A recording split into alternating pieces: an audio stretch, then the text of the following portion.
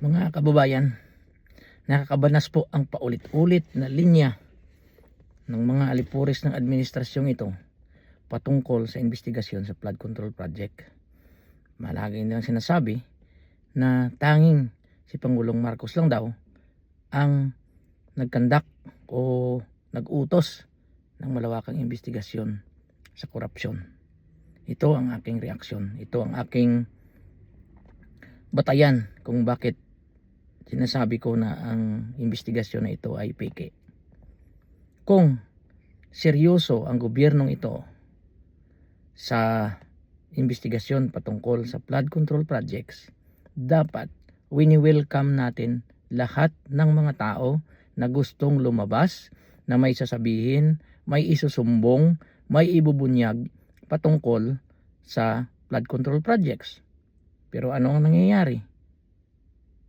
Sa kabila ng lahat, baliktad ang nangyayari. Yung mga taong lumalabas at nagsasalita ay pilit nilang dinidemonize. Look what happened to Sergeant Gutesa.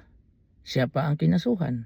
At ngayon, ayon sa kay Kung Mike, ay kontrolado at itinatago.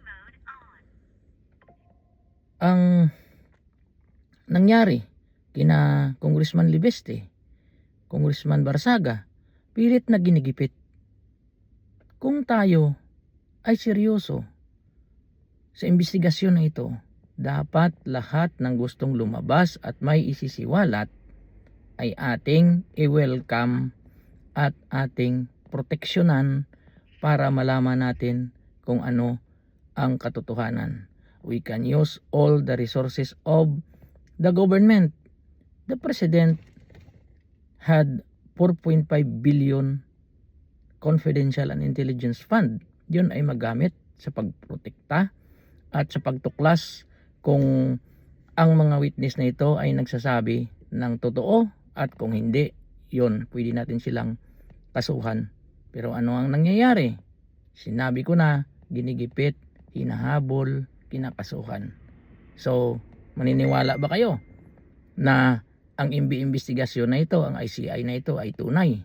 Ito ay ginawa lamang para mag-protect at para salain kung sino lang ang mga tao na dapat ibulgar at i-involve at kasuhan sa scam na ito. The investigation ay piki, pero ang ginagamit lang nila na linya, kaya nagpa-imbestiga dahil ito ay walang involvement. Magpa-imbestiga ba daw kung siya ay involved? No, yon ang paulit-ulit ng spokesperson at ng media. So, yun lang ang simpleng batayan kung seryoso ang administrasyong Marcos sa pagtuklas at sa pagparusa sa mga tunay na salarin sa malawakang nakawan sa flood control projects.